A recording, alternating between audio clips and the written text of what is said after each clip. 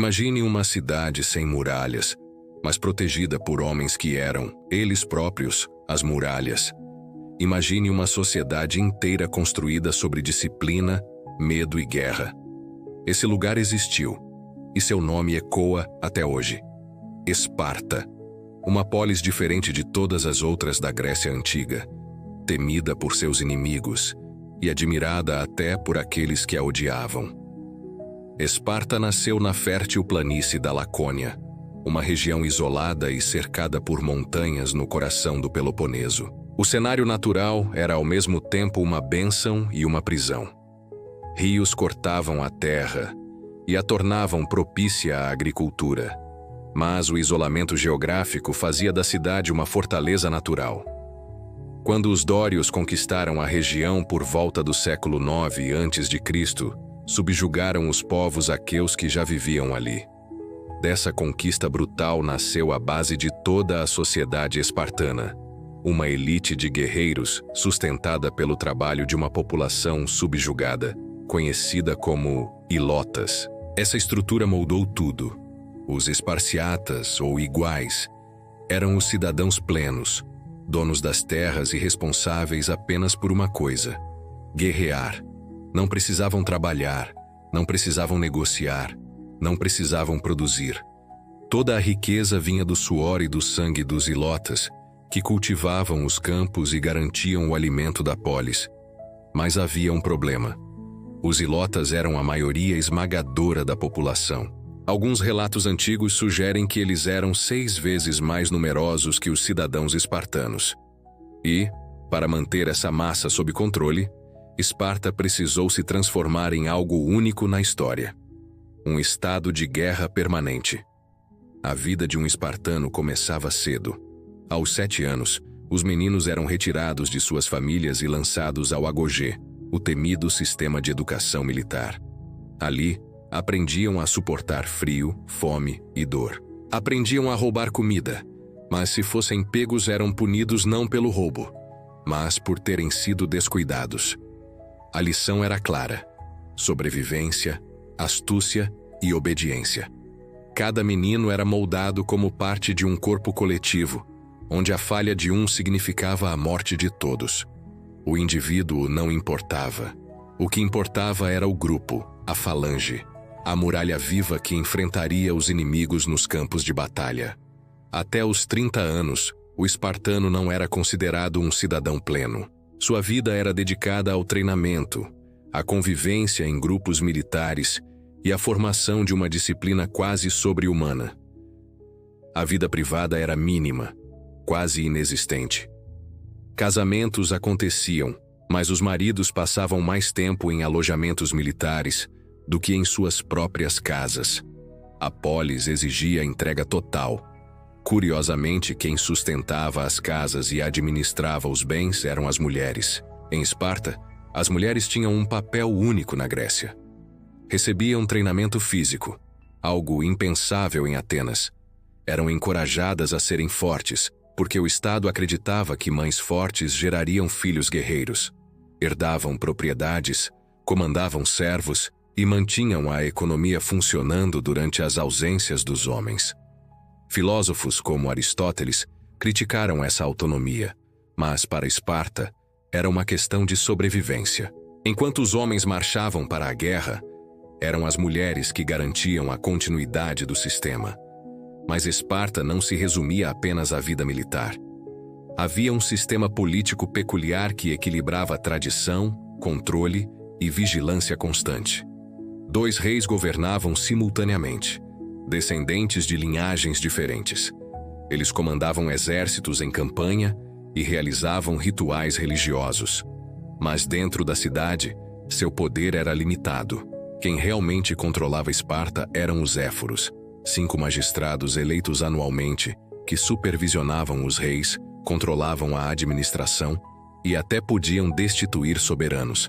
Era uma espécie de conselho de segurança interna, sempre atento a qualquer ameaça, seja de fora, seja dentro da própria polis. Acima deles, existia a Gerúsia, o conselho de anciãos com mais de 60 anos, guardiões das leis e do destino de Esparta.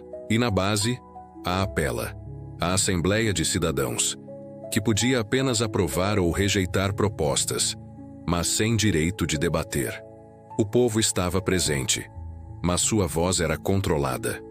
Esparta era, em essência, um estado oligárquico onde o poder era sempre filtrado pela elite militar.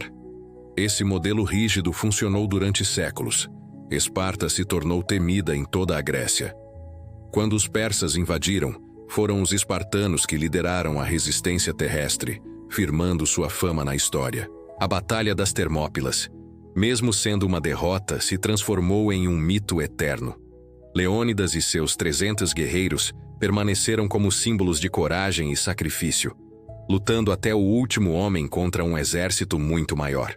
Para Esparta, morrer pela polis era a maior glória que um homem poderia alcançar. Mas talvez o maior triunfo tenha sido na Guerra do Peloponeso, o conflito que colocou Atenas e Esparta frente a frente pelo domínio da Grécia. Após quase 30 anos de batalhas, Esparta saiu vitoriosa. Derrubou o Império Ateniense e conquistou o posto de potência hegemônica do mundo grego. Porém, essa vitória foi também o início do fim. A guerra prolongada esgotou Esparta. Os números de cidadãos plenos diminuíram drasticamente, enquanto os ilotas continuavam crescendo em proporção.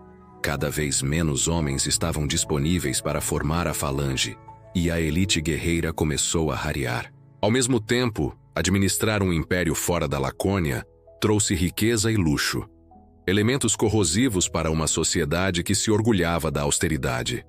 O ferro como moeda, símbolo da simplicidade, cedeu espaço ao ouro e à prata. Os guerreiros começaram a se transformar em administradores e conquistadores, algo para o qual não estavam preparados.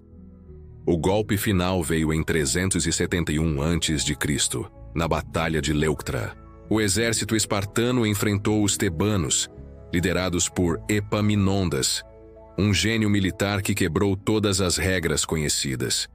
Ele reorganizou sua falange, concentrando forças em um único ponto, rompendo a formação espartana que parecia indestrutível. Pela primeira vez em séculos, Esparta foi derrotada de forma absoluta. O mito da invencibilidade caiu por terra e a polis jamais se recuperou. A partir daí, Esparta foi perdendo poder e prestígio. Quando os macedônios de Filipe II e Alexandre o Grande conquistaram a Grécia, Esparta não era mais do que uma sombra de si mesma. Sobreviveu como cidade, mas nunca mais como potência.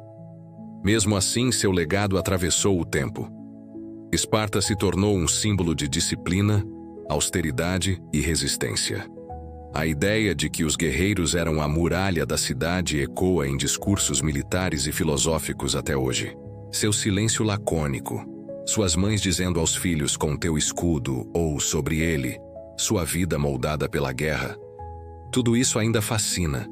Esparta foi ao mesmo tempo grandeza e tragédia. Criou uma sociedade única, mas tão rígida que não conseguiu se adaptar às mudanças do mundo. Viveu pela espada e morreu pela espada.